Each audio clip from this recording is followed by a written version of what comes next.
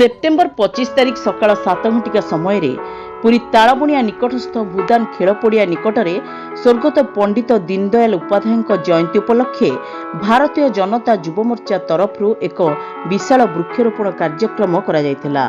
आंब पणस नड़िया पिजुली और सजना इत्यादि 100 रु ऊर्ध्व वृक्ष रोपण करा। मान्यवर विधायक जयंत कुमार षडंगी मुख्य अतिथि भाव योगदान करथिले।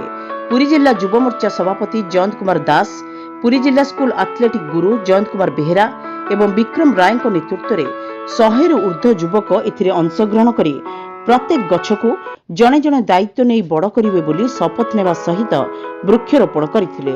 एथिरे बीजेपी सरदाबाली मंडलर सभापति श्रीजुक्त संजीव मुखर्जी, जिला बीजेपी साधारण संपादक उमाकांत नायक, उपसभापति दिग्दर्शन पट्टनायक, अनिता पट्टनायक, संग्राम कानूनगो, सौम्य लेंका, बुढ़ा भाई, चित्त विश्वाल, भास्कर रेड्डी, बादल बेहेरा, रजनी पट्टनायक, संग्राम दास, शक्ति मिश्र, सुमंत पलई, विभूति रथ, स्नेहासी दास, शिवनारायण दास, हेमंत महंती, अजय, सुब्रत दीक्षित, आकाश, मिथुन, मनोज बिशोई, पदिया नायक, विश्व राहुल प्रमुख उपस्थित थिले। देखो आज दीनदयाल उपाध्याय जन्म जयंती आज बाकी आम जो आजादी का 75 साल अमृत महोत्सव सारा भारत वर्ष जाक सब राज्य में सबू सहर ठू धरी ग्रामांचल जाए कार्यक्रम चली।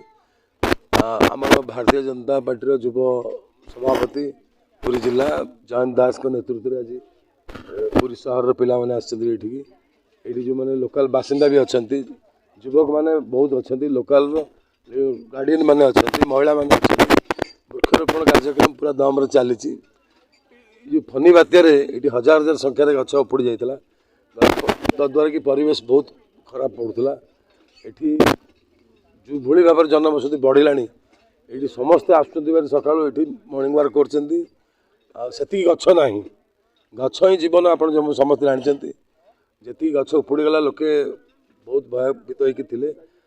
आम निष्पत्ति करूँ प्रत्येक मसरे आम 100 गछ लगेबू, आम से गछ को बंचेबू। गोटे गचर दायित्व गोटे लोक नब।